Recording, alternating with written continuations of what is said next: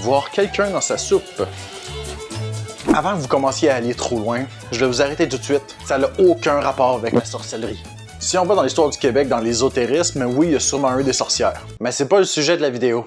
Ici, quand on parle de voir quelqu'un dans sa soupe, on peut parler autant de soi que de quelqu'un d'autre. Comme dans la majorité des expressions, finalement.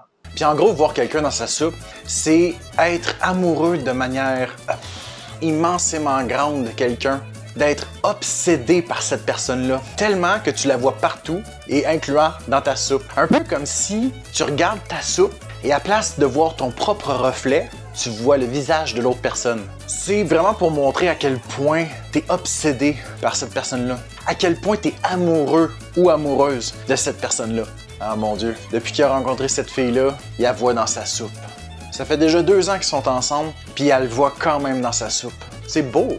Puis heureusement, on parle principalement de ça quand on parle de quelqu'un qui est amoureux. Parce que si on parlait de quelqu'un qui est juste obsédé par quelqu'un d'autre, sans avoir de lien affectif, ni d'être amoureux de la personne, là, ça serait weird, hein?